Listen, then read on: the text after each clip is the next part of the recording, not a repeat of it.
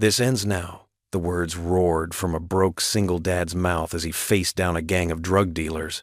But when they found out who he really was, an ex-DEA agent hiding in their town, the fight for his son's life became a war they never saw coming. Before we get into the story, comment below where in the world you are watching from today. The morning sun cast long shadows across Jack Renner's driveway as he leaned under the hood of Mr. Peterson's rusty Ford pickup. The familiar smell of motor oil and grease filled his nostrils, a scent that had become more like home than his actual house these days. "Dad, have you seen my history notebook?" Eli's voice carried from inside, followed by the sound of drawers being yanked open and slammed shut. Jack straightened up, wiping his hands on a red shop rag. "Check under the couch. That's where I saw you studying last night."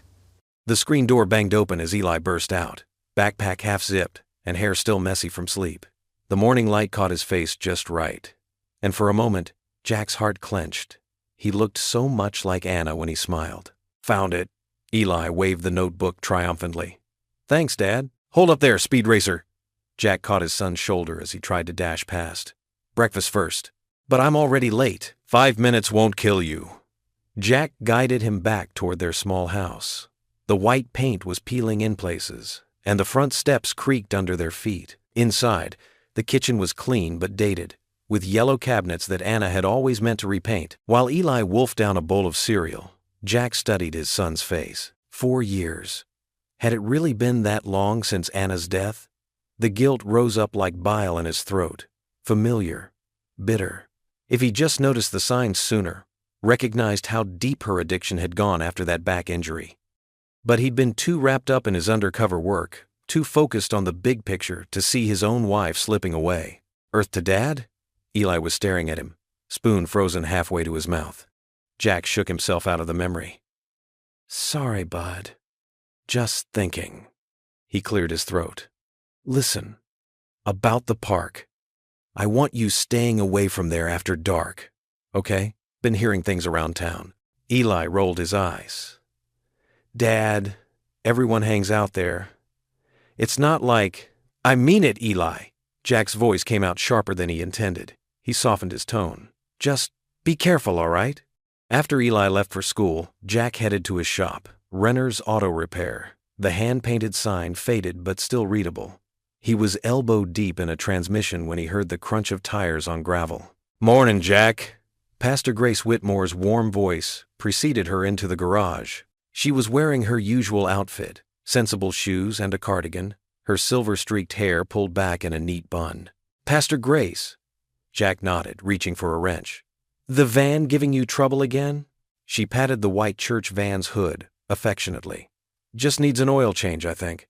Though with all the youth group runs we're planning, it could probably use a general checkup." Jack slid out from under the car he was working on. "Youth group?" Grace's eyes lit up. "We're starting a new outreach program. This town needs some hope, Jack. The kids especially." She hesitated. "How's Eli doing?" Jack wiped his hands slowly. "He's 15. Some days are better than others." Grace nodded, understanding in her eyes. "We miss seeing you both at church." Jack focused on his tools, arranging them with unnecessary precision. Since Anna's death, he'd struggled with faith. How could he walk into that building when he couldn't shake the feeling that God had turned his back on them? "I'll get to the van this afternoon," he said instead of answering. On his drive home that evening, Jack took the long way around town. The sun was setting, painting Maple Hollow's worn buildings in soft gold light. As he passed the park, something made him slow down. A group of young men he didn't recognize lounged near the basketball courts, all wearing expensive sneakers that stood out in their small town. One of them caught his eye and stared back, unblinking. Jack's old instincts, the ones that had kept him alive during his DEA days, prickled to life. He knew that look, knew the calculated way they were positioning themselves around the park. They were setting up shop, marking their territory. He pulled into his driveway just as dusk was settling in. The porch light flickered on automatically, one of Anna's touches that he'd never changed. From his spot on the front steps, he could see the park through a gap in the houses across the street. The sound of bouncing basketballs and teenage laughter drifted over. Jack's chest tightened as he spotted Eli among the players, his lanky frame darting around his friends. Despite the growing darkness, The game showed no signs of breaking up. A black sedan rolled slowly past the court, its tinted windows reflecting the last rays of sunlight. It circled the block once, twice, moving too slowly for casual traffic. Jack's hands curled into fists as he watched it idle at the corner, its engine purring in the gathering darkness. All his old training screamed at him to act, to grab Eli and run inside, to call his former DEA contacts, but he forced himself to remain still, watching his son play in the growing shadows, trying to convince himself he was just being paranoid, that the past wasn't about to repeat itself in this quiet town he'd chosen for its safety. But as the black sedan made another lazy circuit around the park, Jack knew in his bones that everything was about to change. His son was laughing with his friends, oblivious to the darkness gathering around their small town, just as Anna had been, right up until the end. Jack's fingers drummed against the steering wheel as he checked his watch again. 4:45 p.m. Eli should have been home 45 minutes ago. He tried calling 3 times, but the calls went straight to voicemail. The familiar knot of worry tightened in his stomach as he pulled out of the driveway. He'd seen that black sedan circling again this morning. The rational part of his mind said Eli was probably just hanging out with friends, but 20 years of law enforcement experience had taught him to trust his gut. The streets of Maple Hollow were quiet as he drove toward the park. A few kids rode their bikes along the cracked sidewalks, and Mrs. Henderson watered her prized roses. Everything looked normal, too normal. Then he saw them. Near the basketball courts, partially hidden by the old oak tree, 2 young men had Eli backed against the chain-link fence. Jack recognized the shorter one, Darren Pike, a local troublemaker who'd been expelled from the high school last year. The other man was older, maybe mid-20s, with an expensive leather jacket that seemed out of place in their small town. Jack's hands tightened on the wheel as he watched Darren lean in close to Eli, speaking in low tones while the older man smiled. His son's face was a mask of uncertainty, eyes darting between the 2 men like a trapped animal. The truck's brakes squealed as Jack yanked into a parking spot. He was out of the vehicle before it fully stopped, his boots hitting the pavement hard. 20 feet away, he saw Darren pull something from his pocket, a small plastic bag filled with white pills.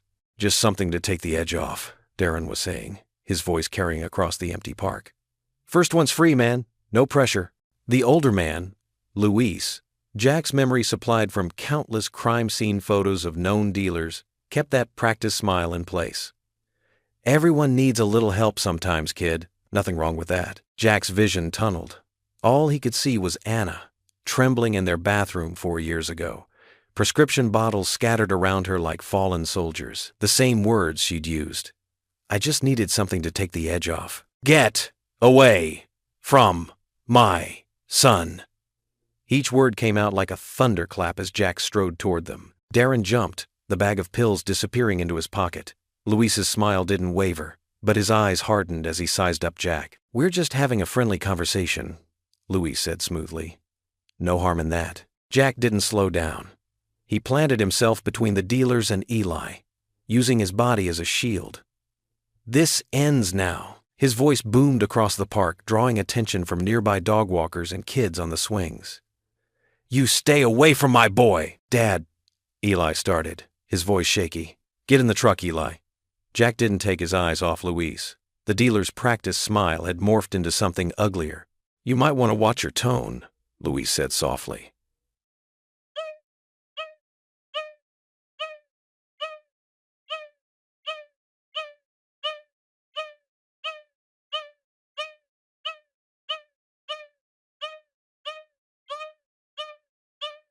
Jack stepped closer, close enough to smell Luis's expensive cologne. "Let me be very clear," he said, his voice carrying to the small crowd that had gathered. "This ends now. Not just with my son, with all of them. This town isn't your hunting ground." Someone in the crowd had their phone out, recording. Jack could see them in his peripheral vision, but he kept his focus on Luis. The dealer's face had gone still, like a snake preparing to strike. "You have no idea what you're starting, old man," Luis whispered. "No," Jack replied, just as quietly. "But I know exactly how it ends." For a long moment, nobody moved. Then Luis jerked his head at Darren, and they backed away slowly.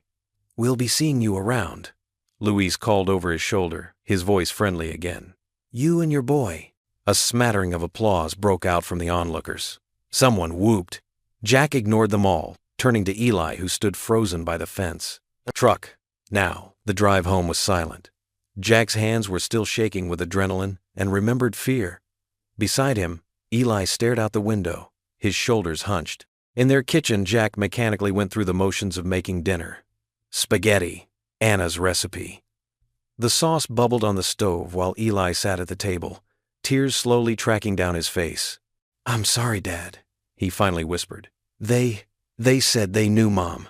Said they knew what happened to her. And if I just tried."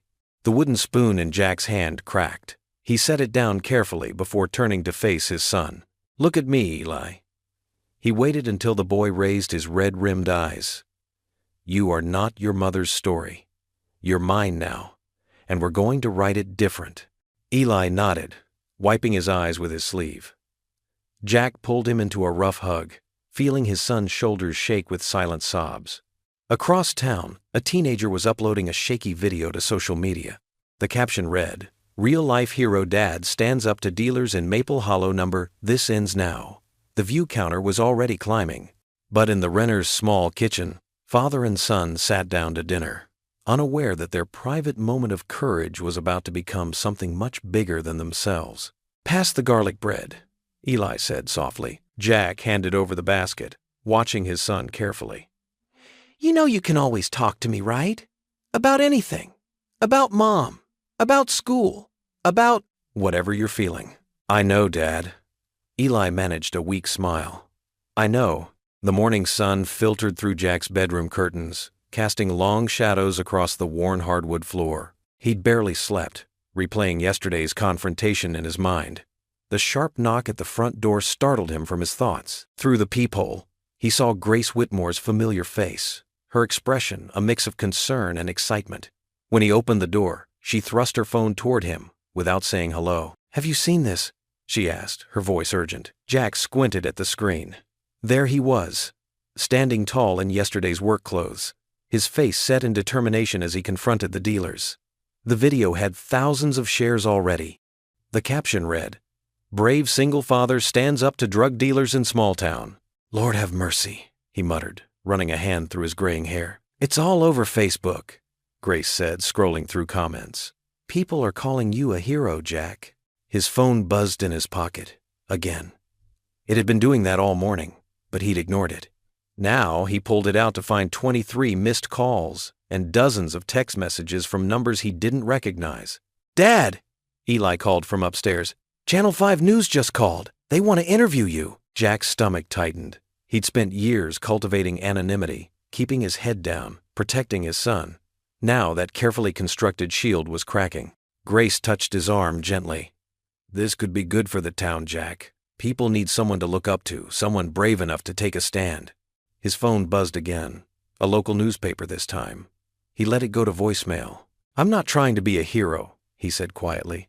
"I was just protecting my son." "Sometimes, that's exactly what makes someone a hero," Grace replied, her kind eyes studying his face. "The town meeting is tomorrow night. We need voices like yours, strong, authentic voices that can inspire others to act." Eli bounded down the stairs, his face lit with excitement. "Dad, my friends are saying you're trending. Even Mrs. Peterson from the grocery store shared the video." Jack felt a headache building behind his eyes. The living room television was on, and he could see his own face again, this time on the local morning news. The anchor's voice carried through the room. "In a powerful moment caught on video, a local father takes a stand against drug dealers attempting to target youth in Maple Hollow." "I've got to get to work," Jack said, reaching for his keys. "The shop can wait," Grace insisted. "This is important. The town meeting tomorrow night, will you speak?" Eli looked up at him with hopeful eyes. "You should do it, Dad. Show everyone what you showed those guys yesterday, that we don't have to be afraid." Jack's throat tightened. He remembered another time when being visible had cost him everything. But looking at his son's proud face, he couldn't say no. "One speech," he conceded. "Short and simple." Grace beamed. "That's all we need. Just tell your story, Jack. Sometimes the simplest truths are the most powerful." Throughout the day, Jack's phone kept ringing. Local reporters showed up at his shop, forcing him to close early. The video had spread beyond their small town, picking up traction on national news sites. Everyone wanted to know about the quiet mechanic who'd stood up to drug dealers. By evening, he was exhausted from dodging calls and declining interviews. He sat in his favorite armchair, watching Eli excitedly scroll through social media reactions on his laptop. "Look at these comments, Dad. People are saying you inspired them to speak up in their own towns. You're like a symbol now." Jack's chest tightened. Symbols were dangerous. Symbols drew attention. And attention. His thoughts trailed off as movement caught his eye through the living room window. A dark sedan was parked across the street, its outline barely visible in the growing dusk. A small orange glow appeared. Someone lighting a cigarette. Watching. Jack slowly stood up, his old instincts kicking in. He moved to dim the living room lights. "Dad?" Eli asked, noticing the change in his father's demeanor. "Just trying to cut down on the electric bill," Jack said casually, but his eyes never left the car across the street. The cigarette's ember glowed once more, then disappeared into the darkness. The wooden pews of Maple Hollow Baptist Church creaked under shifting bodies as Jack Renner slipped into a back row, tugging at his tie. The sanctuary buzzed with whispered conversations and rustling bulletins. It had been years since he'd set foot in a church, and the familiar scent of old hymnals and lemon polish stirred memories he thought he'd buried. Eli sat beside him, shoulders straight in his freshly ironed shirt. The boy had practically jumped at Grace's invitation to attend service, and Jack couldn't find it in himself to say no. Not after everything that had happened at the park. "You didn't have to wear the tie, Dad," Eli whispered, grinning. "Nobody else is." Jack loosened it slightly. "Your mother always said a man should dress his best for the Lord." The piano's opening notes silenced the congregation. Grace Whitmore stepped to the pulpit, her gray-streaked hair caught in the stained glass light. Her smile carried warmth that reached even the back row. "Today," she began, her voice clear and steady, "we're going to talk about courage, not the kind that comes from strength alone, but the kind that springs from love." Her eyes found Jack's. "This week, we witnessed something remarkable in our town. One man took a stand, not with fists or threats, but with the fierce love of a father protecting his child." Jack's neck burned. He stared at his hands, calloused from years of turning wrenches. As Grace wove the story of his confrontation at the park into her sermon, she spoke about David facing Goliath, about ordinary people called to extraordinary moments. "Sometimes God places us exactly where we need to be," Grace continued. "And when we act from love, when we stand for what's right, we become vessels of His purpose." After the final hymn, Jack tried to make a quiet exit, but the congregation had other plans. They formed an impromptu receiving line, each person wanting to shake his hand or pat his shoulder. Mrs. Henderson, who taught third grade for 30 years, had tears in her eyes as she thanked him.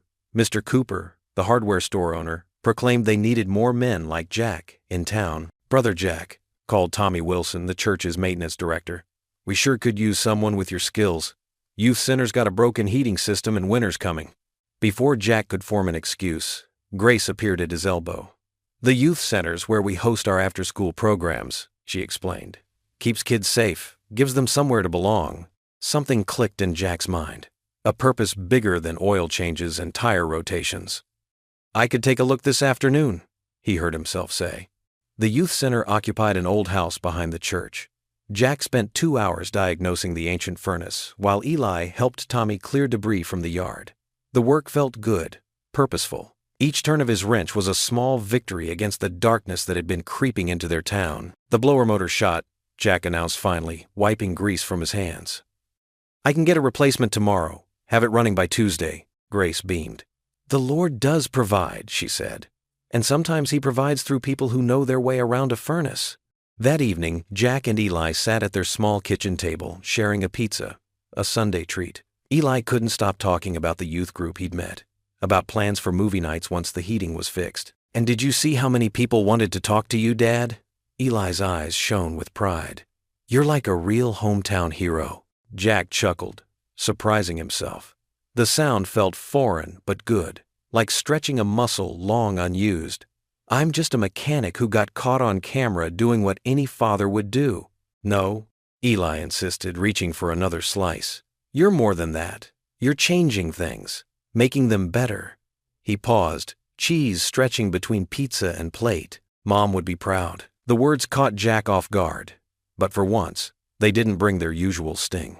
Instead, they settled warm in his chest, like a prayer answered. Later, Jack stood in Eli's doorway, watching his son settle into bed, a ritual he'd kept since Eli was small. The boy looked younger in sleep, reminding Jack of easier days. "Lord," he whispered, his voice barely disturbing the night air, "thank you for this day, for giving us purpose again, for keeping him safe." His throat tightened. "Just thank you." Outside in the darkness, beyond the warm circle of their porch light, a camera lens caught the moment through the window. Its quiet click was lost in the chirp of crickets and the rustle of leaves. The morning sun cast long shadows across the cracked pavement of Jack's auto shop as he pulled up in his weathered pickup. His fingers tightened around the steering wheel at the sight of an unfamiliar Mercedes parked in front of the garage. Its glossy black paint job stood out like a pearl in coal dust among the rusty trucks and worn sedans that usually filled his lot. A woman in a crisp navy blazer leaned against the car's hood, her smartphone held up as if checking messages. She looked out of place in Maple Hollow, too polished, too purposeful. Jack's boots crunched on loose gravel as he climbed out of his truck. The woman's head snapped up, and a practiced smile spread across her face. "Mr. Renner?" "I'm Lydia Hart from Nashville News." She extended a manicured hand. "That was quite a stand you took at the park. You've become something of a local hero." "I'm not interested in interviews," Jack said, fishing his shop keys from his pocket. "Shop's closed until 9. Actually..." Lydia stepped closer, her voice dropping to a near whisper. "I'm here about Jake Morales." The keys slipped from Jack's fingers, clattering against the concrete. His throat went dry as he bent to retrieve them, buying time to steady his racing heart. "Never heard of him," he managed. "Really?" Lydia pulled out a folder from her leather briefcase. "Because, according to my sources, that was your undercover name during your time with the DEA's Nashville field office. Special Agent Jack Renner, assigned to the Valdez cartel investigation from 2015 to 2019. The world tilted sideways. Jack's carefully constructed piece began to crumble as memories flooded back, memories he'd spent 4 years trying to forget. The dim fluorescent lights of the DEA office, his handler sliding a manila envelope across the desk. "Jake Morales, that's your new identity. Learn it, live it, breathe it." Months of gaining trust, working his way up through the ranks, the weight of the wire against his chest, the constant fear of discovery. "How did you find this?" Jack's voice was barely above a whisper. "I'm good at my job, Mr. Renner, just like you were." Lydia's expression softened. "Look, this could be an amazing story. A former DEA agent now standing up to protect his community. People would..." "No," Jack cut her off, unlocking the shop door with trembling hands. "You can't run this story." Hannah's face flashed through his mind. Her smile the morning of the raid, the last time he saw her alive, her lips forming the words, "I love you," before she left for her counseling job, unaware that her pain medication supplier was about to be caught in the DEA's net. The chaos of the failed operation. Shots fired. The informant's betrayal. And later, the devastating news. Anna, caught in the crossfire at the rehabilitation center where she worked, where the cartel had been pushing pills through a corrupt doctor. "Mr. Renner?" Lydia's voice pulled him back to the present. "Are you all right?" Jack leaned against the doorframe, suddenly exhausted. "If you run this story, you'll put my son in danger. The Valdez cartel has a long memory." "But surely after 4 years, they're still out there," Jack interrupted. "And now they're here, in Maple Hollow. Those dealers at the park? They're not independent. They're scouts, testing new territory." He turned to face her, his eyes pleading. "Please, I buried Jake Morales for a reason. Let him stay buried." Lydia studied him for a long moment, her reporter's instinct warring with something else. Compassion, maybe. Finally, she tucked the folder back into her briefcase. "I'll think about it." "That's not good enough," Jack said, but she was already walking back to her car. "I'll be in touch," she called over her shoulder, sliding into the Mercedes. The engine purred to life, and she pulled away, leaving Jack alone with his resurrected ghosts. That night, sleep came in fitful bursts. Jack tossed and turned, his dreams filled with fragments of the past. Anna sat on their bed, her hands shaking as she held out the empty pill bottle. "I need help, Jack.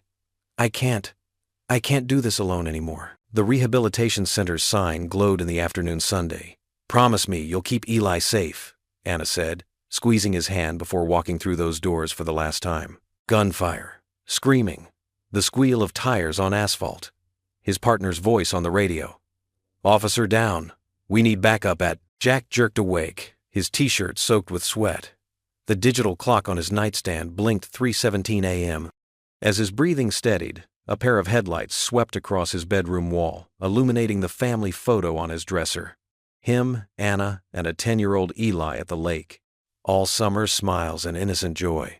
The car passed slowly, its engine a low growl in the quiet night. Jack lay still, listening as the sound faded into darkness, wondering if his past had finally caught up with his present. The kitchen clock ticked steadily as Jack and Eli sat at their small dinner table, eating meatloaf and mashed potatoes. The TV news droned quietly in the background, its blue glow casting shadows on the worn wallpaper. Jack pushed his food around his plate, his appetite gone since his confrontation with Lydia that morning. "You okay, Dad?" Eli asked, looking up from his phone. "You've hardly touched your food." Jack managed a weak smile. "Just tired, son. Long day at the shop." The news anchor's voice suddenly caught his attention. "And now, breaking news from our investigative reporter, Lydia Hart." Jack's fork clattered against his plate. On screen, Lydia stood in front of his auto shop, her expression serious. The viral video of a father standing up to drug dealers took an unexpected turn today. Jack Renner isn't just a small-town mechanic. He's a former DEA agent who worked deep undercover in one of Tennessee's largest drug operations. Eli's eyes widened. He turned to Jack, confusion etched across his young face. "Dad?" The TV continued mercilessly. Old photos of Jack in his DEA days flashed across the screen, younger, clean-shaven, in tactical gear. Agent Jack Renner, known then as Jake Morales, infiltrated the notorious Valdez cartel before a tragic operation led to his retirement 4 years ago. "Turn it off," Jack whispered. But Eli sat frozen, remote control untouched. The phone started ringing. Then another call. Text messages buzzed rapidly on both their phones. "Why didn't you tell me?" Eli's voice cracked. "All this time," Jack reached across the table. "Son, I wanted to protect you." "Protect me?" Eli stood up so fast his chair toppled backward. "By lying? Is that why Mom really died? Because of your undercover work?" The truth hung heavy in the air between them. Jack's silence was answer enough. "You let me think it was just an accident. That she got hooked on pills after her back injury." Eli's face reddened with anger and hurt. "What really happened to Mom?" Jack's hands trembled as he pressed them flat against the table. "She got caught in the crossfire during a raid. The cartel had figured out who I was. They used her addiction to—" His voice broke. "To get to me, so it wasn't just the pills that killed her." Eli's eyes brimmed with tears. "It was your job. Your lies." The phone rang again. Grace's name flashed on the caller ID. "Eli, please." Jack stood up, reaching for his son. "You lied about everything," Eli shouted, backing away. "Our whole life here is fake. You're not even a real mechanic, are you?" "I learned to work on cars during my undercover." "Stop!" Eli's voice cracked. "Just stop lying." He grabbed his jacket and ran for the door. "Eli! Wait!" Jack chased after him into the darkening evening. His son's figure disappeared down the street toward the park. The phone buzzed in Jack's pocket. Grace again. He answered while running. "Jack, I just saw the news." Her voice was steady, concerned. "Are you okay?" "Can't talk now," he panted. Eli ran off. "I'm on my way," Grace said. "Where are you headed?" "The park. I'll call you back." Jack's boots pounded against the pavement as he ran. Streetlights flickered on, casting long shadows across empty sidewalks. Already, he could feel the difference curtains twitching shut as he passed. Neighbors turning away who would have waved yesterday. He reached the park, breathing hard. "Eli?" His voice echoed across the empty playground. Movement caught his eye, something fresh and dark on the swing set. His old instincts kicked in as he approached cautiously. Black spray paint glistened on the metal frame. The message made his blood run cold. "We know who you are, Agent." Jack gripped the swing chain, the metal cold against his palm. The seat swayed gently in the evening breeze, creaking like a warning. His son was nowhere in sight. "This isn't over," he murmured, staring at the dripping paint. Around him, the familiar park felt suddenly alien and hostile. Every shadow could hide a watching eye. Every rustle of leaves could mask approaching footsteps. His past, so carefully buried in this small town, had finally caught up with him. The morning sun cast long shadows through the broken windows of Jack's auto shop. Shards of glass crunched under his boots as he approached the front door, where a piece of paper fluttered in the breeze. His hands trembled slightly as he pulled the note free from the nail that held it. "Stay silent, or your son's next." Jack's jaw tightened. The spray paint from last night's threat at the park had barely dried, and now this. He pulled out his phone and dialed Sheriff Murdoch's number, scanning the quiet street for any watching eyes. "Sheriff, it's Jack Renner. Someone vandalized my shop overnight." 10 minutes later, Sheriff Clay Murdoch's patrol car pulled up. The sheriff, a weathered man in his late 50s, stepped out and let out a low whistle at the damage. "Looks like your past caught up with you, Jack," Murdoch said, examining the broken glass. "Though I suspect you already knew that might happen when your story hit the news." Jack handed him the threatening note. "They're targeting my son now." Murdoch read the note, his expression grim. He glanced around before lowering his voice. "Listen, Jack. I should have told you this earlier. The DEA's been watching Maple Hollow for months. Your little standoff at the park? It stirred up a hornet's nest. These aren't just street dealers. They're connected to the Valdez cartel." Jack's blood ran cold. The same ones you helped take down 4 years ago," Murdoch confirmed. "They've been moving into small towns across the state, using local kids as runners, setting up distribution networks." A car door slammed nearby, making both men turn. Grace Whitmore walked toward them, her usual warm smile replaced by concern. "I came as soon as I heard," she said, surveying the damage. "Oh, Jack." Sheriff Murdoch tipped his hat. "Pastor, I'll have deputies patrol the area more frequently, Jack. But you might want to consider—" "I'm not running," Jack cut him off. "Not this time." After the sheriff left, Grace helped Jack sweep up broken glass. "The congregation's behind you, Jack. We can help with repairs. Set up a neighborhood watch." "I can't let anyone else get involved," Jack said, dumping a dustpan full of glass into a trash bin. "This is my mess." "It's our town," Grace countered. "And your stand against evil-inspired people. Don't give up now when—" The shop's bell jingled as Eli burst in, his backpack still on from school. "Dad, I heard about—" He stopped short, taking in the destruction. "This is because of you, isn't it? Because of what you did?" "Eli," Grace started, but the boy shook his head. "No, everything was fine before he had to play hero at the park." Eli's voice cracked. "Mom died because of his secrets, and now they're coming after us, too." Jack stepped toward his son. "I never meant for any of this to happen. Your mother—" "Don't." Eli's eyes filled with angry tears. "Don't talk about her. You got her killed. She trusted you, and you let them hurt her." "That's not fair, Eli," Grace said softly. "Your father was trying to protect people." "Well, he failed," Eli shouted. "He couldn't protect Mom, and now he can't even protect us." He turned and ran out of the shop. Jack moved to follow, but Grace caught his arm. "Give him time. He's hurting." "He's right," Jack said, his voice hollow. "I failed Anna. I won't fail him too." He walked to his workbench and pulled out an old lockbox. Inside lay his DEA badge and service weapon, untouched for 4 years. "What are you going to do?" Grace asked. Jack checked the gun's magazine. "Whatever it takes to keep my son safe." "Violence isn't the answer, Jack," Grace warned. "You're not alone in this fight." "I appreciate that, Grace. But I won't risk anyone else getting hurt because of my past." The afternoon light was fading when Jack finally finished boarding up the broken windows. He locked the shop's door, his mind already planning his next moves. A movement across the street caught his eye. A figure leaning against a parked car. As Jack approached, the man's features became clear. Tom Avery, his former DEA partner, looked exactly as Jack remembered him. Salt and pepper hair, sharp eyes, and an ever-present look of grim determination. "You're in over your head again, Jack," Tom said quietly. They stood in silence. 4 years of unspoken words hanging between them. The same 4 years since they'd last seen each other.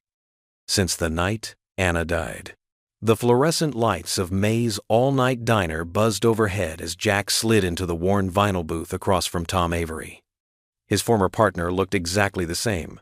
Crew-cut silver hair, piercing blue eyes, and that permanent half-frown that came from too many years working undercover. "Coffee?" The waitress appeared with a pot before they could speak. "Please." Jack nodded, watching the steam rise from his cup. The diner was nearly empty at this hour. Just a couple of truckers at the counter and an elderly man reading his paper in the corner. Tom waited until the waitress walked away before leaning forward. "I didn't come here just to reminisce, Jack. The Valdez cartel is moving in, setting up distribution networks right here in Maple Hollow." Jack's fingers tightened around his coffee cup. "Why here?" "Small towns. Minimal police presence. Desperate kids looking for quick money." Tom's voice was grim. "They're recruiting local teens as couriers. Harder to spot than outsiders." "Jesus." Jack ran a hand over his face. The thought of drug dealers targeting kids Eli's age made his stomach turn. "We need your help, Jack. You know their methods, their faces. 4 years isn't long enough for them to have completely changed leadership." "No." Jack's response was immediate. "I'm done with that life. I have to protect Eli." "This is about protecting Eli," Tom insisted, "and every other kid in town. You can't hide forever, Jack. The cartel already knows you're here." Meanwhile, across town, Eli wandered the streets aimlessly, kicking at loose gravel. He should have been in second period English, but he couldn't face another day of whispers and stares. Everyone knew now about his dad, about his mom. The carefully constructed normal life he thought he had was built on lies. "Rough day, son?" Eli looked up to find an elderly man watching him from a park bench. The stranger had kind eyes and wore a faded Vietnam veteran's cap. "I'm Henry," the man said, patting the bench beside him. Sometimes an old-timer's ear is better than walking alone with heavy thoughts. Something about Henry's gentle manner made Eli pause. After a moment's hesitation, he sat down. "My dad lied to me," Eli said finally. "About everything. Who he was, what he did, why my mom died." Henry nodded slowly. "Sounds like quite a burden you're carrying. You know, back in Nam, I had a commander who kept things from us. Vital information about missions, danger zones, made us furious when we found out. What happened? Turned out he was trying to protect us. Sometimes the weight of knowledge is heavier than the weight of not knowing." Henry's eyes grew distant. "Took me years to understand that kind of courage. Doing what's necessary, even when it costs you everything. But how can you trust someone again after they lie?" Eli's voice cracked slightly. "Trust isn't about never making mistakes," Henry said quietly. "It's about why those mistakes were made.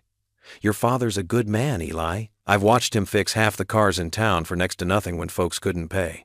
That kind of heart doesn't come from nowhere." Back at the diner, Jack pushed away his cold coffee. "I appreciate the warning, Tom, but I can't go back to that life. Just think about it." Tom stood, dropping a few bills on the table. "For now, watch your back.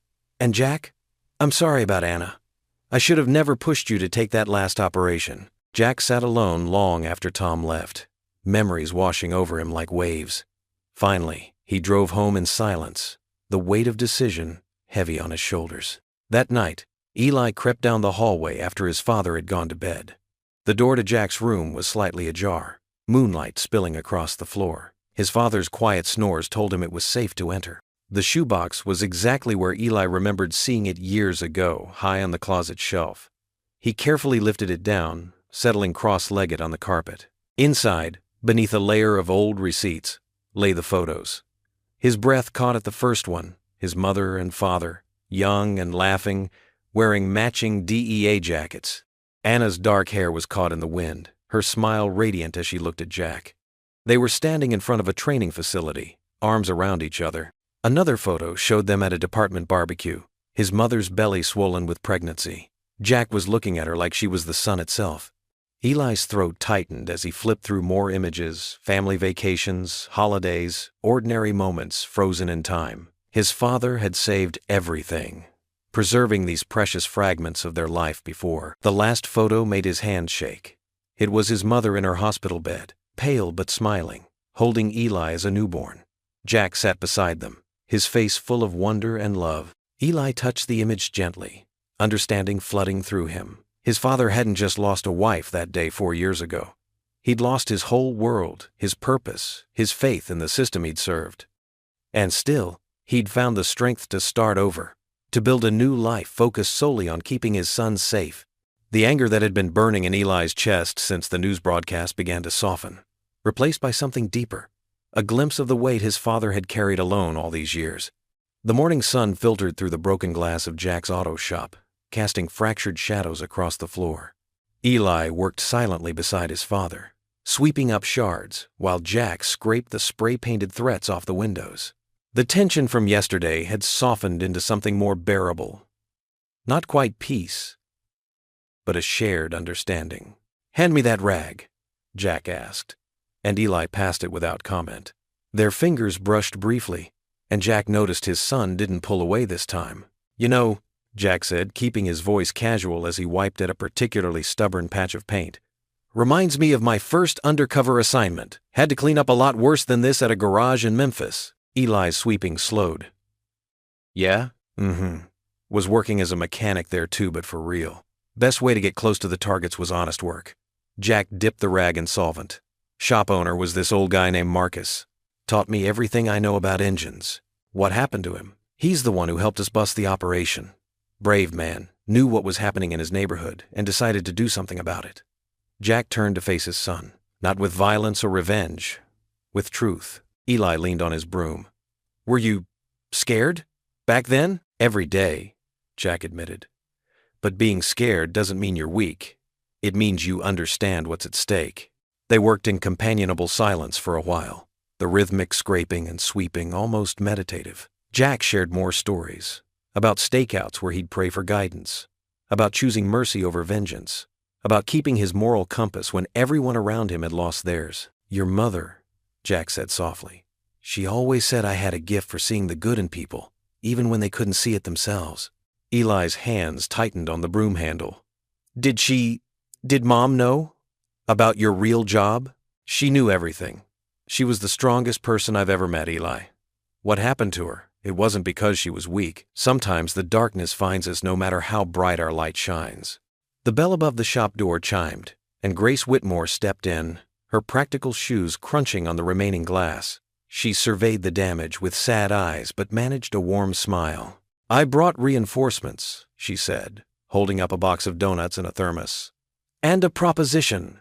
They gathered around Jack's workbench, the smell of coffee and sugar replacing paint solvent and broken glass. Grace explained about the rally she was organizing.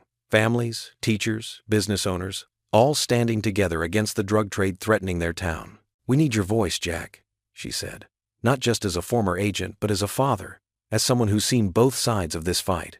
Jack stared into his coffee cup. "I'm not much for public speaking, Grace."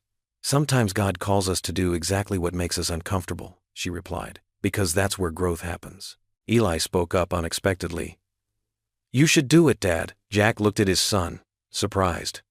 The boy's eyes held a mix of challenge and hope that reminded him so much of Anna it made his chest ache. "Maybe."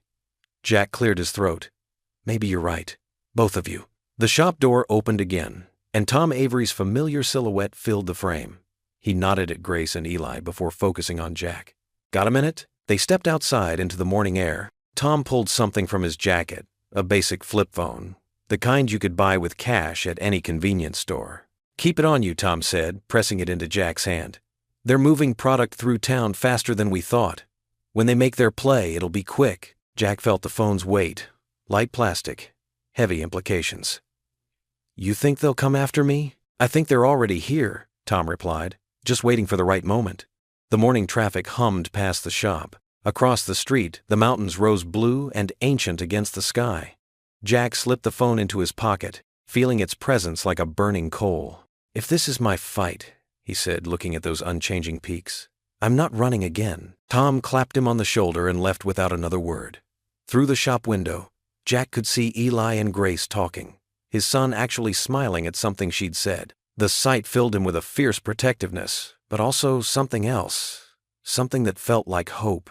The town square of Maple Hollow glowed with hundreds of tiny flames. Candlelight flickered across determined faces as residents gathered shoulder to shoulder, their breath visible in the crisp evening air. Hand-painted signs bobbed above the crowd. "Maple Hollow stands together. No more drugs, and faith over fear." Jack stood at the edge of the makeshift stage, really just the back of a flatbed truck, his hands trembling slightly as he adjusted his collar. The crowd seemed massive from up here, at least 300 people. He recognized familiar faces: Mrs. Chen from the grocery store, Coach Peterson, who taught Eli basketball, and countless others who made up the fabric of their small town. Grace Whitmore stepped forward, her pastoral collar catching the light as she approached the microphone. "Tonight," she began, her voice steady and warm, "we gather not in fear, but in hope, not in hatred, but in love." She turned to Jack with an encouraging smile. "And now, I'd like to introduce someone who reminded us all what one person's courage can do." The crowd applauded as Jack moved to the microphone. He cleared his throat, pulling the worn note card from his pocket. The words he'd carefully prepared suddenly felt inadequate. Looking out at the sea of faces, he saw Eli in the front row, phone held high to record the moment. "I'm not much for speeches," Jack began, his voice rough with emotion. "Most of you knew me as just the quiet mechanic who fixed your cars. Some of you now know about my past with the DEA." He paused, watching several heads nod. "But that's not why I'm here tonight." A cool breeze rustled through the square, causing the candle flames to dance. "I'm here because 4 years ago, I lost my wife Anna to addiction. I'm here because 2 weeks ago, I saw those same dealers trying to trap my son." His voice grew stronger. "And I'm here because every child in this town deserves better than to live in fear." The crowd murmured in agreement. Jack gripped the microphone stand tighter. "You know, people keep calling me brave for standing up that day in the park. But real courage isn't loud. It's not about making speeches or going viral on the internet." He looked directly at Eli now. "Courage is doing what's right even when you're scared. It's getting up every morning and choosing hope over fear, love over hate." From his position on stage, Jack noticed movement at the edge of the crowd. A black SUV with tinted windows parked quietly along Main Street. 2 men in dark jackets sat inside, one speaking into what looked like a radio. His old instincts tingled, but he pressed on. "This town, our home, it's worth fighting for. Not with fists or weapons, but with unity, with faith." Jack's voice cracked slightly. "When Anna died, I thought I had to face everything alone. I was wrong. We're stronger together." Grace stepped forward again, placing a gentle hand on Jack's shoulder. "Let us pray," she announced, bowing her head. The crowd followed suit, hundreds of heads bending in unified purpose. "Lord, grant us the courage to stand firm in your light, to protect our children and to love our neighbors. Guide us in this battle, not against flesh and blood, but against the darkness that threatens our community." As she finished, someone in the crowd began to sing. The melody of Amazing Grace rose soft and clear in the night air. Others joined in, voice after voice lifting in harmony until the entire square rang with music. Jack watched as Eli lowered his phone, wiping tears from his eyes with his free hand. Amazing Grace. How sweet the sound. The hymn swelled, echoing off the old brick buildings that surrounded the square. Even those who didn't know all the words hummed along, swaying gently with their candles raised high. Mrs. Chen reached out to squeeze the hand of the teenager next to her. One of her regular shoplifters, Jack realized. Coach Peterson had his arm around his son, who had struggled with pills last year. Was blind, but now I see. As the final notes faded into the night air, Grace returned to the microphone. "Thank you all for coming tonight. Remember, the church doors are always open for anyone who needs help or just wants to talk." The crowd began to disperse slowly, people stopping to hug or shake hands. Jack stepped down from the stage, immediately enveloped in a warm embrace from Grace. Her eyes shone with pride and something deeper, understanding perhaps, or shared purpose. Behind them, the black SUV pulled away from the curb, its engine barely audible above the murmur of the dispersing crowd. For a brief moment, a small red dot appeared on Jack's chest, dancing there for just a second before vanishing into the night. No one noticed. They were too busy sharing hope, too focused on the warmth of community to see the danger tightening around them. The drive home from the rally was quiet, but it was a comfortable silence. Jack's old pickup rumbled down the empty streets of Maple Hollow, with Grace in the passenger seat and Eli sprawled in the back, still fiddling with his camera. The dashboard clock showed 10:47 p.m. "That was some speech, Jack," Grace said softly, her eyes reflecting the passing streetlights. You gave people hope tonight. Jack's weathered hands gripped the steering wheel. Just spoke from the heart, that's all. In the rearview mirror, he caught Eli smiling. A real smile, the kind he hadn't seen in weeks. The boy had recorded everything, capturing the moment his father stood tall before their community. The truck pulled into their driveway, gravel crunching under the tires. The modest two-story house stood dark and still against the star-filled sky. Jack helped Grace down from the high truck seat while Eli bounded ahead, fumbling with his house key. "I'll make some tea," Grace offered as they stepped inside. The familiar creaks of the old hardwood floors welcomed them home. Jack flipped on the living room lights, illuminating the worn but comfortable furniture, family photos on the walls, and Anna's favorite quilt draped over the couch. The peaceful moment shattered with the sound of breaking glass. A bottle crashed through the front window, trailing flames. It hit the floor with a deadly crack, spreading liquid fire across the carpet. The heat blast knocked them back. "Eli! Grace! Back door! Now!" Jack's voice cut through the roar of suddenly spreading flames. He pushed them toward the kitchen as thick smoke began filling the room. The fire was spreading impossibly fast, racing up the curtains and across the ceiling. Grace grabbed Eli's arm, pulling him through the kitchen. The boy was frozen, staring at the inferno, consuming his childhood home. "Dad!" he screamed. "I'm right behind you," Jack shouted. But he turned instead toward his bedroom, covering his face with his shirt as he fought through the heat and smoke. He couldn't leave without it. The metal lockbox hidden in his closet. Years of DEA files, evidence that could bring down the cartel, proof of what really happened to Anna. The bedroom door was hot to the touch. Jack kicked it open, ducking low as black smoke billowed out. The closet seemed miles away. His lungs burned. Sweat poured down his face as he crawled forward, feeling along the floor until his hands found the box. A support beam crashed down behind him, blocking the door. The room was an oven now. Jack clutched the box to his chest and stumbled to the window, smashing it open with his elbow. The cool night air hit his face like a blessing. "Jack!" Grace's voice called from below. "Jump!" He didn't hesitate. The ground rushed up to meet him. He landed hard on his shoulder, the metal box digging into his ribs. Grace and Eli rushed to help him up, dragging him further from the house. They watched helplessly as flames devoured everything. The walls that had sheltered them, the rooms full of memories, Anna's quilt, all of it turning to ash. Jack's hands were raw and blistered from the heat, but he barely felt the pain. His eyes were fixed on the inferno that had once been home. The wail of sirens grew closer. Red and blue lights painted the smoke-filled sky as fire trucks roared up the street. Neighbors emerged from their homes in robes and pajamas, gathering to watch in horror. Grace carefully wrapped Jack's burned hands with a first aid kit from her car, her touch gentle but her eyes fierce with worry. Sheriff Murdoch appeared beside them, his face grim in the firelight. "They're sending a message," the sheriff said quietly, watching as firefighters battled the blaze. Jack stared at the burning ruins of his life, his voice hoarse from smoke but steady with determination. "Then I'll send one back."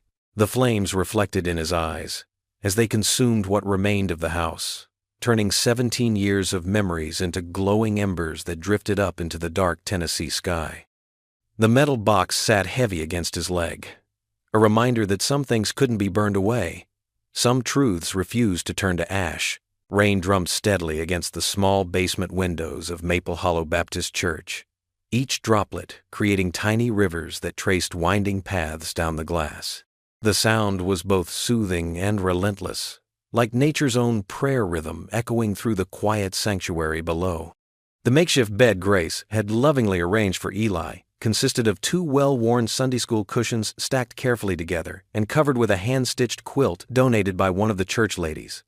The faded patchwork told stories of its own squares, cut from old dresses, children's outgrown shirts, and fabric scraps saved from better times. The teenager had finally drifted off to sleep after hours of restless tossing, his phone still clutched protectively in his hand, the screen occasionally lighting up with messages from concerned friends who'd heard about the fire. Jack sat hunched at a metal folding table beneath flickering fluorescent lights that hummed with electrical uncertainty. The stark basement lighting cast harsh shadows across his weathered face, making the lines of exhaustion and worry appear deeper than his 52 years should have carved. His bandaged hands were wrapped carefully around a chipped ceramic mug filled with coffee that had long since grown cold. The burns weren't severe, mostly first-degree damage from grabbing the hot door frame, but they stung enough to keep him alert, serving as constant reminders of how close they'd come to losing everything. Grace settled quietly into the uncomfortable metal chair across from him, her familiar pastor's collar replaced by a soft gray sweater that made her look more like a concerned friend than a spiritual leader. Dark circles shadowed her kind eyes, evidence of the sleepless hours she'd spent coordinating emergency housing and comfort for her community members. But her gaze remained steady and infinitely compassionate. "The emergency shelter at the community center offered to take you both," she said softly, her voice barely above a whisper to avoid disturbing Eli's hard-won rest. "They've got proper beds and hot meals ready, but I thought you might prefer somewhere quieter, more familiar." Jack nodded slowly, his eyes never leaving the dark surface of his untouched coffee. The liquid had formed a thin film across the top, reflecting the harsh fluorescent lights like a mirror to his troubled thoughts. "Thank you," he managed, his voice hoarse from smoke inhalation and unshed emotion. "For everything. I don't know what we would have done." "Do you want to talk about it?" Grace's voice carried the gentle authority of someone who'd spent years sitting with people in their darkest moments, offering presence without pressure, understanding without judgment. The basement fell into a heavy silence, punctuated only by the steady percussion of rain against the windows and Eli's deep, even breathing from across the room. Jack's broad shoulders gradually slumped as the weight of the past and the events of this terrible night seemed to press down on him like a physical burden too heavy to bear alone. "Anna," he began, then stopped, his voice cracking on her name like ice breaking under pressure. He cleared his throat and tried again. She wasn't just another overdose victim in some police report. She was. He paused, swallowing hard against the lump that always formed when he tried to speak about his wife. "She was there that night because of me, because of choices I made." Grace leaned forward slightly, her hands folded peacefully in her lap, her entire posture conveying patient attention and unwavering support. She'd learned long ago that sometimes the greatest ministry was simply being present while someone found the courage to speak their truth. "I was working undercover for the DEA," Jack continued, the words coming faster now, as if he needed to get them out before his courage failed. "Deep inside the Valdez cartel, deeper than anyone had ever gone before. We'd spent 2 long years building the case, creating false identities, establishing trust with people who would have killed us without a second thought if they'd known who we really were. I was close, so close, I could taste it, to bringing down their entire East Coast operation." His fingers tightened around the coffee cup until his knuckles went white. Anna had been struggling with pain pills after her back injury from that car accident. What started as legitimate prescription medication for herniated discs had slowly become something more dangerous, something she couldn't control. "I thought I could handle both responsibilities, be a good undercover agent and a good husband at the same time. I was so wrong." Thunder rumbled overhead like an angry giant, and Eli stirred briefly in his makeshift bed, mumbling something unintelligible before settling back into deeper sleep. Jack glanced at his son with eyes full of protective love and soul-deep pain, seeing in the boy's peaceful face echoes of the woman they'd both lost. "The night of the raid," Jack continued, his voice dropping to barely above a whisper, each word carefully measured and heavy with regret. "Anna had gone looking for pills. Her prescription had run out, and she was desperate, that kind of desperate that makes you do things you'd never consider in your right mind. She didn't know, couldn't possibly have known, that the street dealer she contacted through a friend of a friend was actually part of our elaborate sting operation." Jack's hands began to shake, causing tiny ripples across the surface of his cold coffee. When the DEA teams moved in with their tactical gear and assault rifles, she panicked, tried to run through the back exit. In all the chaos, the shouting, the gunfire, the smoke grenade, His voice broke completely, the words catching in his throat like barbed wire. Grace reached across the scarred table, her warm hand resting lightly on his bandaged forearm, her touch conveying more comfort than 1,000 spoken words ever could. "Jack, you don't have to—" She died thinking I'd betrayed her. He pushed on with the determination of a man who needed to confess his deepest sins. "That I deliberately set her up, used her addiction as some kind of tool in my investigation." Her last words, as the paramedics were loading her into the ambulance. He drew a shuddering breath, that seemed to come from the very depths of his soul. She asked me to protect Eli, to keep him safe from all of it, the drugs, the violence, the ugliness I'd brought into our lives.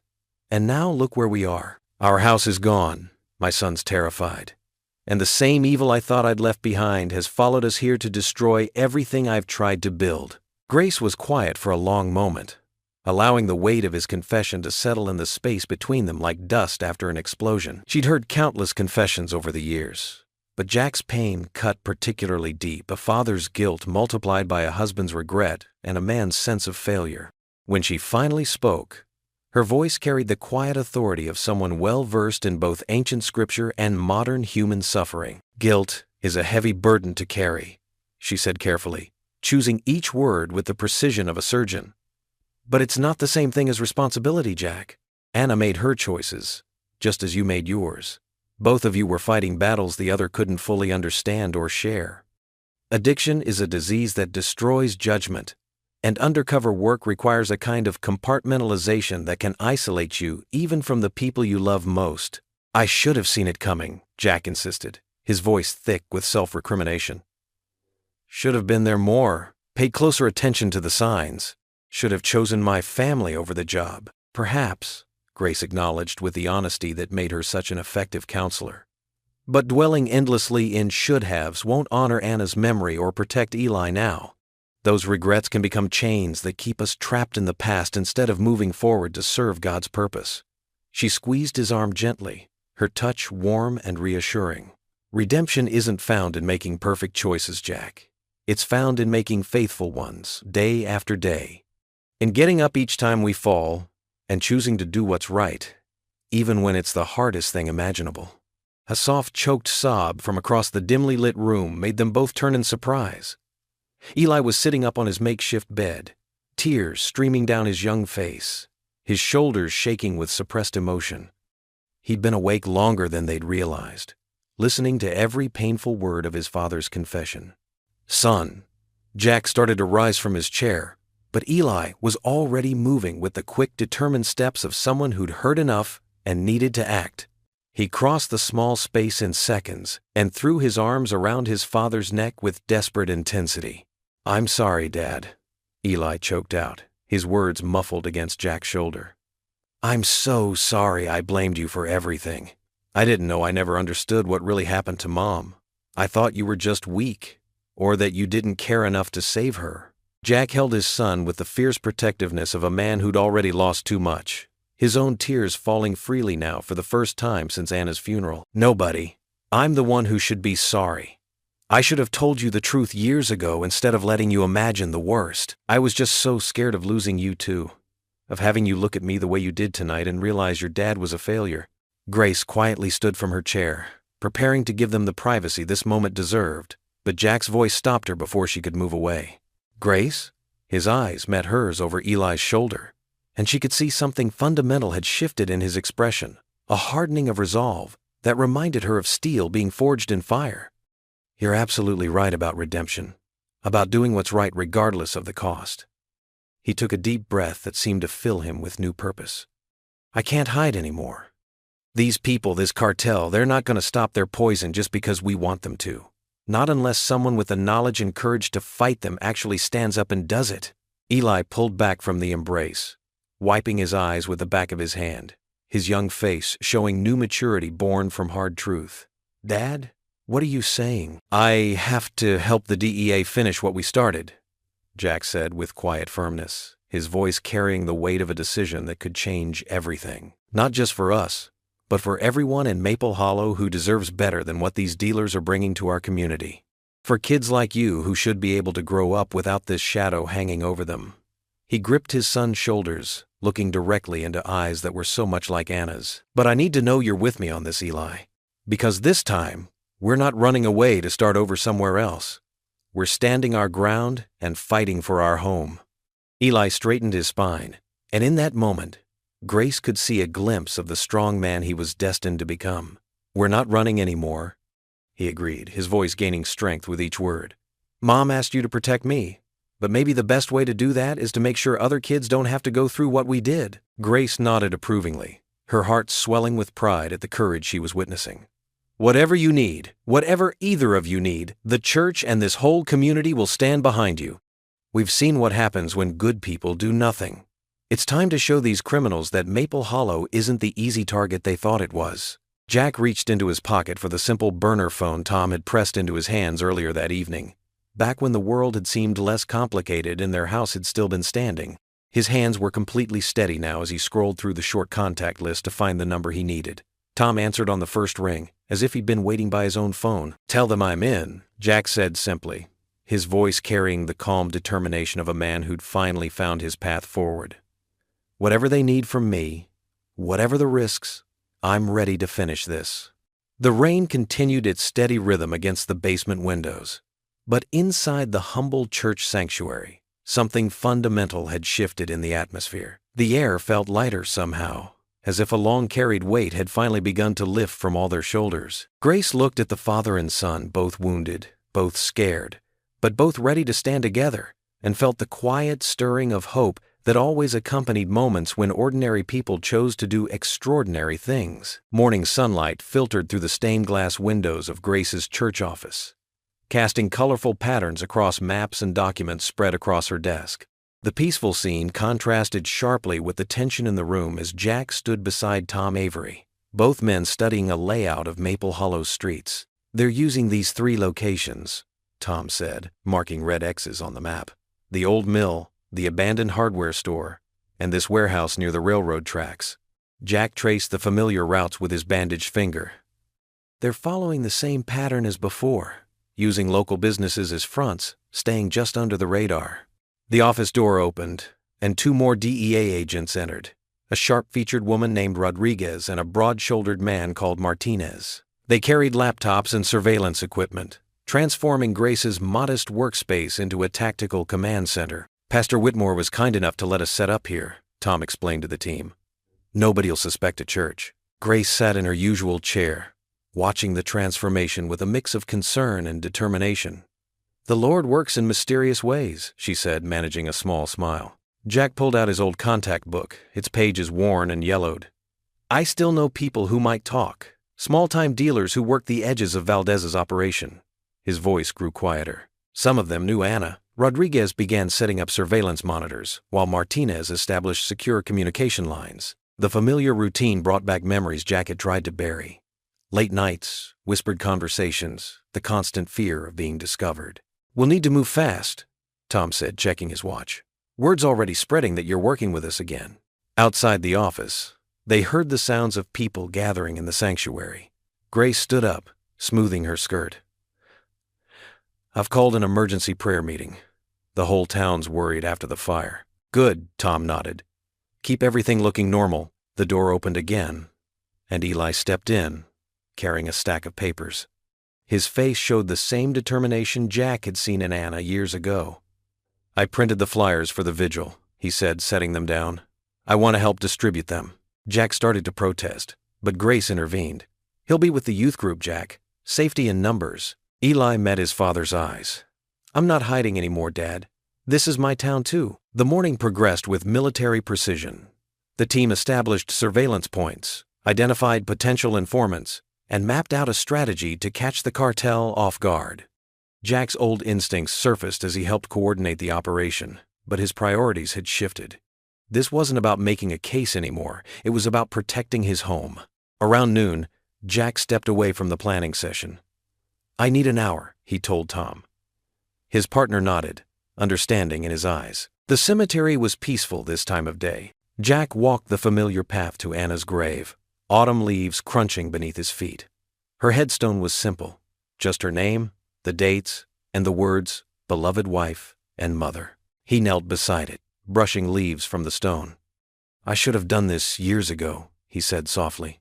"Should have stayed and fought instead of running." The wind rustled through nearby trees as if carrying his words away. "But I'm here now, Anna. I'm going to finish what we started." Jack pulled a small photo from his wallet.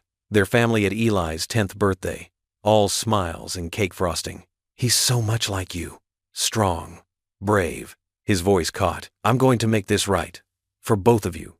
The afternoon sun was setting when Jack returned to the church. The sanctuary glowed with candlelight as people gathered for Grace's vigil. Through the windows, he could see Eli helping elderly Mrs. Peterson light her candle, his son's genuine care for others shining through. In the office, Jack opened the locked drawer where Tom had stored their weapons. His old service pistol felt both foreign and familiar in his hands.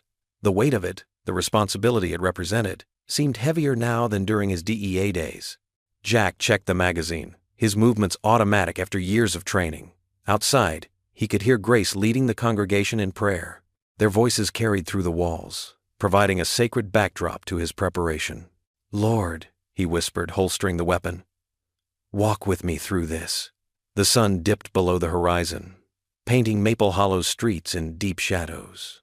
In the gathering darkness, Jack could see Tom's team taking their positions, Grace's congregation raising their voices in hymns, and Eli standing tall among his neighbors. The pieces were in place. The time for running was over. Darkness crept over Maple Hollow like a heavy blanket, bringing with it a chill that had nothing to do with the temperature. The abandoned sawmill loomed against the starlit sky, its rusted metal roof and weathered walls a testament to decades of neglect. Jack sat in his tow truck, engine idling, watching shadows move between the broken windows. His calloused hands gripped the steering wheel. The bandages from the fire still wrapped his palms, a constant reminder of what was at stake. Through his earpiece, he heard Tom's steady breathing from his position in the surveillance van parked a quarter-mile down the road. "You ready, Jack?" Tom's voice crackled softly. Jack touched his throat mic. "Just like old times." He tried to smile, but his face wouldn't cooperate. The last time he'd done this kind of operation, Anna had died. He pushed the thought away and checked his watch. 9:45 p.m. The truck's headlights cut through the darkness as he pulled up to the mill's loading dock. Gravel crunched under his tires, the sound too loud in the quiet night. He stepped out, keeping his movements casual, deliberate. Just another mechanic looking to make some extra money. Two figures emerged from the shadows. The first was a stranger, tall and broad-shouldered. The second made Jack's stomach clench. Luis Ortega, the same dealer who'd tried to sell to Eli at the park. Recognition flickered in Luis's dark eyes. "Your message said you have distribution routes to discuss," the tall man said, his accent thick with Mexico City Spanish. Jack nodded, reaching into his jacket pocket slowly. He produced a folded map. "I service fleet vehicles all over 3 counties. Nobody looks twice at a mechanic's truck crossing county lines." Luis stepped closer, his face illuminated by the truck's parking lights. "Wait, I know you." His hand drifted toward his waistband. "You're that father from the park." "Lots of fathers in Maple Hollow," Jack said evenly, though his heart hammered against his ribs. "I'm just here to make a deal." The tall man snatched the map, but Luis wouldn't let it go. No, there's something else." His eyes narrowed. "You're the one from the news, the DEA agent. Everything happened at once. Now!" Tom's voice shouted in Jack's ear, but only static followed. The radio connection died with a sharp squeal. Luis drew his pistol just as floodlights blazed to life around the mill, but they weren't the DEA's lights. Dark figures rose from behind rusted equipment, weapons glinting. "It's a trap!" Jack dove behind his truck as the first shots rang out. Bullets pinged off metal and shattered his windows. He pulled his service weapon, trying to spot Tom's team through the chaos. The night erupted into a firefight. DEA agents emerged from their positions, but they were caught in crossfire from elevated positions on the mill's catwalks. The cartel had been waiting for them.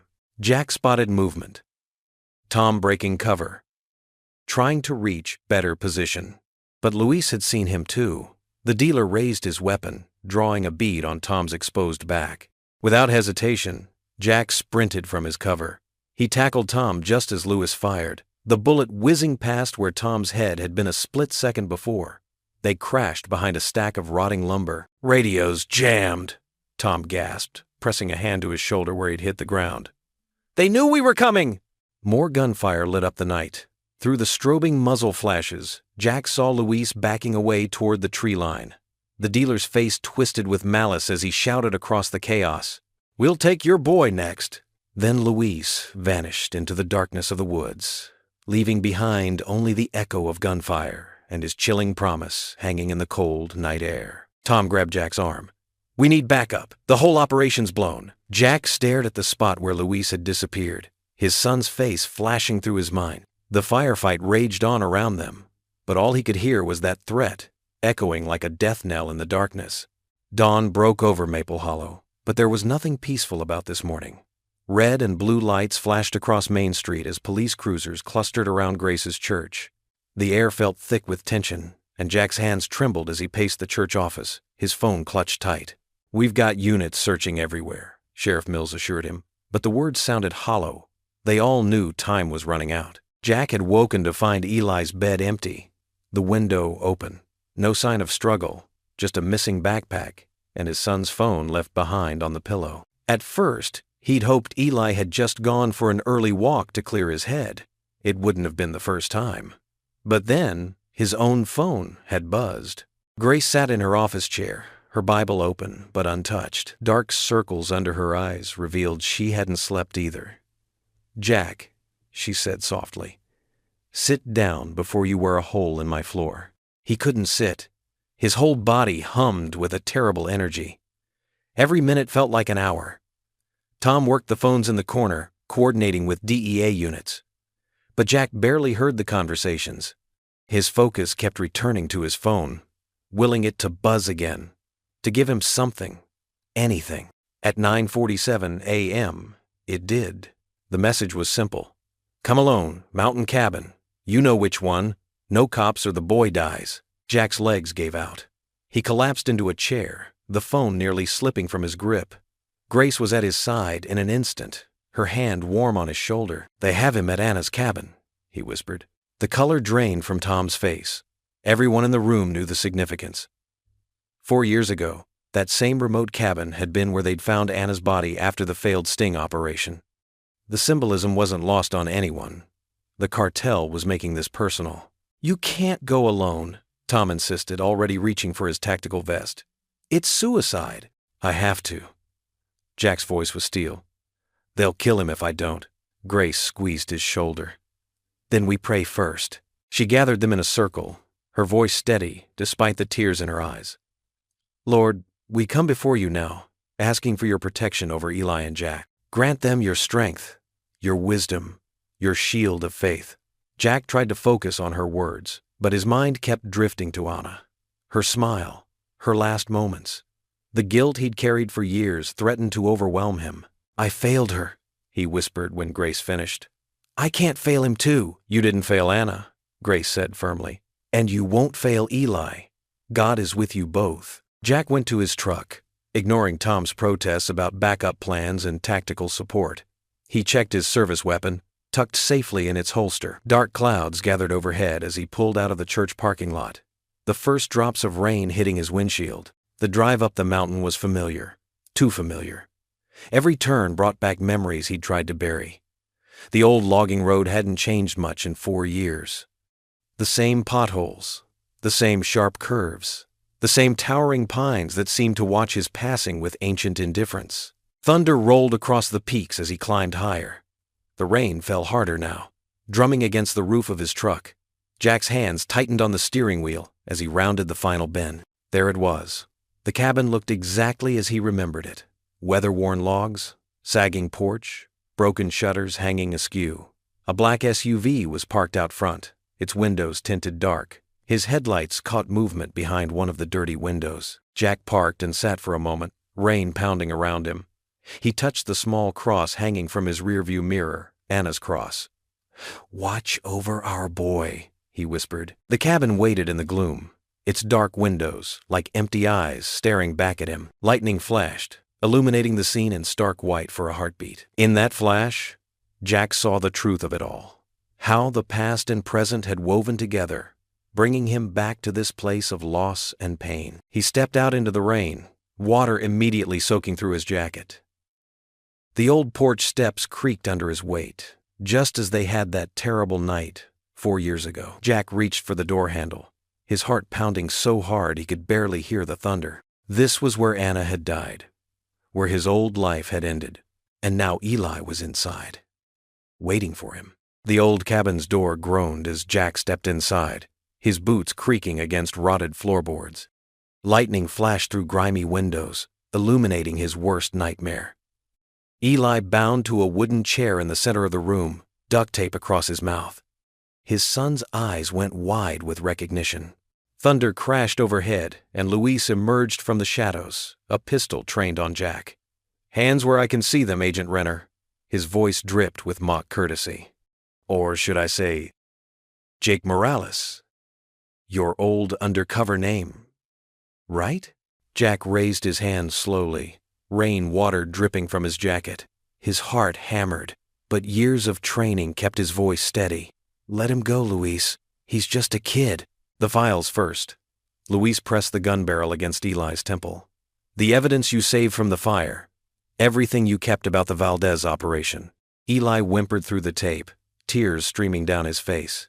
Jack forced himself to breathe, to think. Anna had died in this same cabin 4 years ago. Not again. Not his son. "They're in my truck," Jack said carefully, watching Luis's every movement. "But you know what happens if you kill either of us. The whole DEA comes down on Maple Hollow. Is that what you want?" Luis's jaw tightened. "Don't try to play me, old man. You're not undercover anymore." "You're right." Jack took a small step forward, hands still raised. "I'm just a father now, a mechanic. But I remember being your age, Luis. Remember how the cartel recruits kids, promises them family, purpose, power? Look where it got you." "Shut up!" Luis's hand trembled slightly. "The files. Now." Another crack of thunder. Jack kept his voice calm, reasonable. "Think about it. Kill us. You're trapped. The roads are blocked. But let us walk." He paused meaningfully. "I could make some calls, give you a head start." Doubt flickered in Luis's eyes. The gun lowered slightly from Eli's head. That's when the windows exploded inward. Flashbangs erupted as DEA agents crashed through in full tactical gear. "Federal agents! Drop your weapon!" Luis yanked Eli up, using him as a shield. "Back off!" he screamed, dragging the chair toward the rear door. Jack's world narrowed to his son's terrified face. As Luis backed away, Jack saw his opening. He lunged forward, tackling them both. The gun went flying. Eli and the chair crashed sideways. They grappled on the floor, Luis fighting with desperate strength. He got in 2 solid punches before Jack pinned him. The younger man spat curses, expecting death, but Jack just held him there, even as his fists ached to strike. "It ends here," he said firmly. "Not with hate, not with more violence." Tom rushed in with other agents, securing Luis in handcuffs. Someone cut Eli free. The boy launched himself into Jack's arms, sobbing. Outside, police sirens wailed closer through the rain. Jack clutched his son tight, his own tears mixing with raindrops. "You're safe now, son," he whispered hoarsely. "You're safe." Lightning flashed one final time, illuminating father and son locked in their embrace as agents led Luis away. The long nightmare was finally over. The morning sun painted Maple Hollow in shades of gold and promise. 3 weeks had passed since the showdown at the cabin, and the small town was slowly healing, like tender skin growing over old wounds. The church parking lot bustled with activity as volunteers unloaded building supplies from pickup trucks. Jack Renner stood among them, his bandaged hands gripping a hammer despite Grace's gentle protests. The burns were healing, but the scars would remain. Not that it bothered him much. He'd learned to see scars as markers of survival rather than reminders of pain. "You really should rest those hands," Grace called out, walking over with a clipboard and her ever-present thermos of coffee. "They're fine," Jack replied, managing a small smile. "Besides, Miller's roof won't fix itself."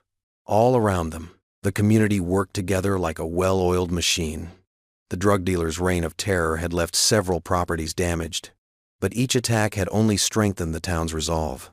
Where there had once been broken windows and scorched walls, now rose new frameworks and fresh paint. The church basement had become command central for the rebuilding effort. Tables laden with donated food and drinks sustained the workers, while Grace's office wall displayed a map marking completed and pending projects. The atmosphere hummed with purpose and hope. Near the church steps, Eli helped organize a group of teenagers who'd volunteered to paint the newly repaired community center. Jack watched his son with quiet pride. The boy who'd once been lost and angry had found his voice, his purpose. "Everyone gather round," Grace's voice carried across the yard. "Eli has something he'd like to share before we continue our work." The volunteers formed a loose circle, wiping sweat from their brows and settling onto folding chairs. Jack leaned against a pickup truck, his heart swelling as Eli stepped forward, clutching some note cards. Eli cleared his throat, looking nervous but determined. I wrote this last night, thinking about everything that's happened. The crowd fell silent, giving him their full attention. Even the birds seemed to pause their morning songs. 3 weeks ago, I thought courage meant being tough, being fearless, Eli began, his voice growing stronger with each word. I was wrong. Real courage isn't about not being scared. It's about doing what's right even when you're terrified. He glanced at Jack, their eyes meeting across the crowd. My dad taught me that, not with words, but with actions. He stood up when others backed down. He faced his past instead of running from it. And when those men took me, Eli's voice cracked slightly, but he pressed on. When they took me, he came for me. Not with hate or revenge in his heart, but with love and forgiveness. Jack blinked back tears, remembering that night in the cabin. The choice he'd made to break the cycle of violence, to show mercy even to those who'd shown none. This town is different now, Eli continued. Not because the bad guys are gone, but because we finally remembered who we are. We're not victims or bystanders, we're family, and family stands together. Applause erupted as Eli finished speaking.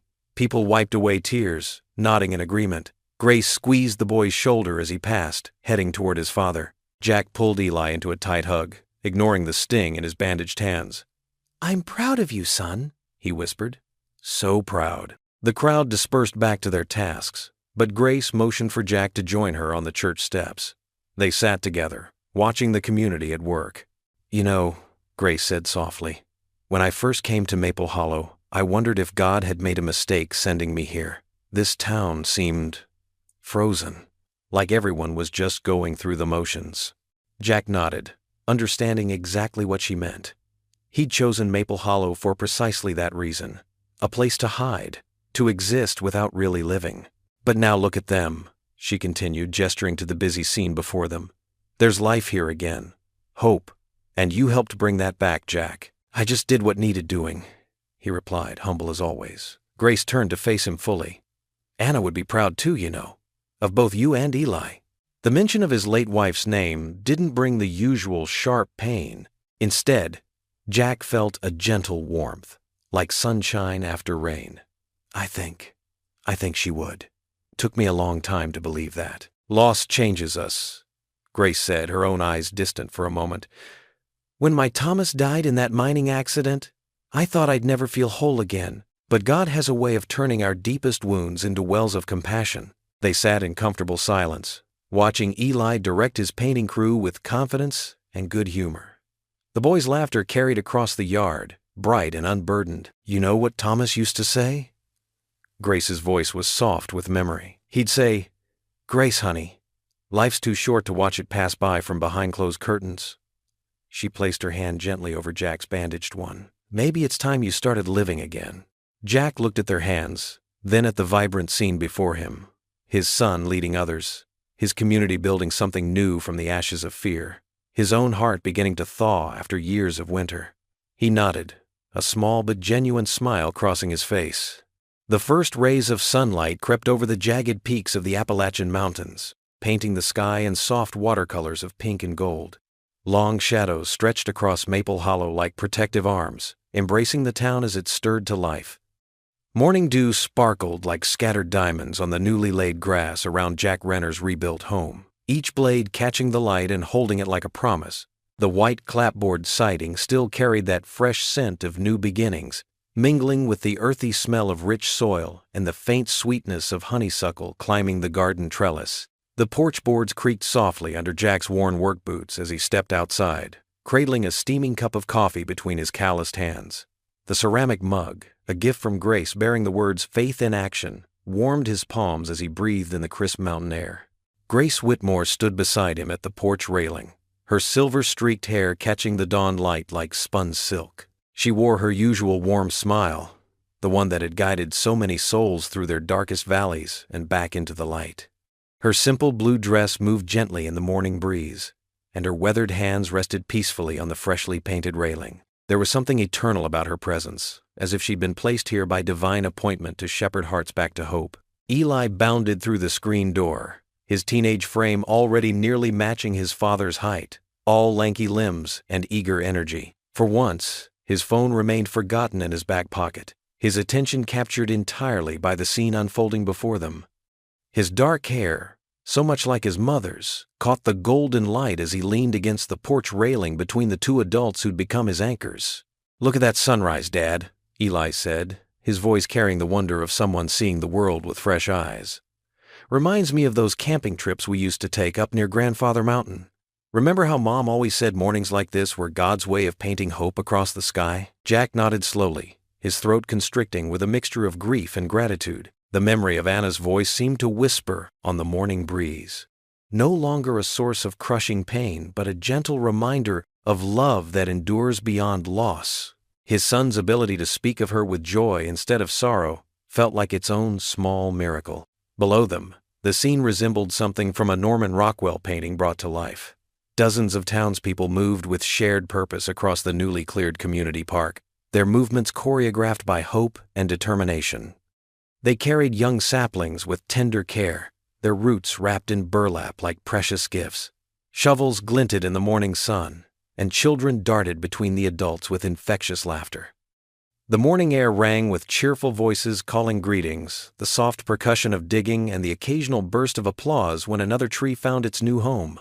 Mrs. Peterson from the garden club said these trees will take 20 years to grow tall enough for proper shade, Grace observed, watching an elderly couple carefully position a young oak sapling. The woman's arthritic hands shook slightly as she steadied the slender trunk while her husband packed rich, dark soil around its roots. "But that's the beautiful point, isn't it? We're planting for futures we may never see, for children who aren't even born yet, for the kids who'll climb those branches and swing from them on summer afternoons." Jack agreed, his voice rough with emotion. He watched as Henry Thompson, the gentle veteran who'd befriended Eli during those dark days when fear ruled their streets, demonstrated proper planting technique to a group of teenagers. The old man's patient hands guided young fingers as they learned to cradle life in soil and hope. The familiar creak of the screen door announced Eli's return, and he emerged holding an official-looking envelope bearing the distinctive seal of the federal government. His expression carried a mixture of curiosity and concern as he approached his father. "Mail came early today, Dad," Eli said, extending the letter with careful reverence. "It's from Washington. Looks pretty important." Jack set his coffee mug on the porch rail with deliberate care and accepted the envelope, his recently healed hands moving with newfound steadiness. The scars from that terrible night at the cabin had faded to thin white lines across his knuckles, badges of survival rather than shame. Grace and Eli watched in respectful silence as his eyes scanned the official letterhead, then moved methodically down the page. His expression remained thoughtful, unreadable, as he absorbed the words that could change everything. "It's from the DEA," he explained finally, looking up to meet their expectant gazes. "They're offering me full reinstatement, better rank than I held before, significant pay increase, assignment to their organized crime task force." He paused, folding the letter with deliberate precision. "They say my actions here demonstrated exceptional bravery and commitment to justice. They want me back in the field." Grace's weathered hand found his arm, her touch gentle but grounding. "That's quite an honor, Jack. What will you tell them?" Jack's gaze swept across the vista before him, his town, his home, his sanctuary. The morning light caught the white steeple of Grace's church, where he'd found shelter during his darkest hour, where faith had slowly replaced fear in his wounded heart. He could see the auto shop where he'd rebuilt his life one honest day's work at a time, where he'd learned that healing comes through service rather than hiding. The park where he'd taken his desperate stand was transforming into something beautiful and alive, just like the town itself, just like his own scarred soul. Children's voices drifted up from the planting project below, their laughter mixing with the gentle murmur of adult conversation. Tom Avery, his former DEA partner, knelt beside a group of kids near the park's center, his weathered hands demonstrating how to pack soil around tender roots. The sight struck Jack as profoundly symbolic. This tough federal agent, who'd once lived for the next bust and the adrenaline rush of dangerous work, now finding purpose in nurturing new life. "I'm going to tell them no," Jack said simply, his voice carrying the quiet certainty of a man who'd finally found his true calling. "My place is here now, With my son. With this community that chose to stand together when everything seemed lost. He glanced at Grace, his eyes soft with unspoken feeling. With the people who matter most, who showed me that love is stronger than fear. Eli's arms wrapped around him suddenly, fierce and strong despite his youth. The boy's embrace carried all the weight of their shared journey through darkness back into light. "You kept your promise, Dad," he whispered, his voice muffled against Jack's shoulder but ringing with profound gratitude. "You kept me safe. You kept all of us safe. You didn't run away when things got scary." Jack held his son close, one hand cradling the back of Eli's head as memories flooded through him. That terrible night at the cabin, the sound of gunfire echoing through the mountains, the paralyzing fear that he might lose the most precious thing in his world. But here they stood, in the gentle light of a new day, whole and healing, and surrounded by a community that had chosen hope over hatred. The church bells began their morning song, their clear, bronze tones floating across the valley like a benediction. The sound seemed to bless everything it touched. The new trees taking root, the rebuilt homes standing strong, the hearts learning to trust again. Grace's eyes lit up with familiar purpose, her pastoral duties calling her to begin another day of shepherding souls. "That's my cue to head over and unlock the sanctuary," she said, but her smile lingered on Jack's face. "But first, how about breakfast? Martha's got the diner open early, and she's making those famous blueberry pancakes you both love. My treat, to celebrate new beginnings." "Wouldn't miss it for the world," Jack replied, his own smile warming at the invitation. The morning sun caught Grace's face just then, illuminating the laugh lines around her eyes and the gentle strength in her expression.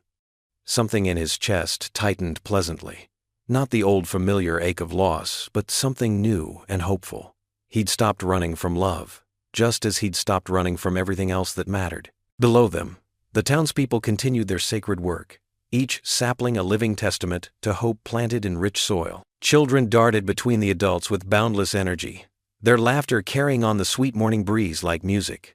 Former enemies had become friends, working side by side to build something beautiful from the ashes of fear.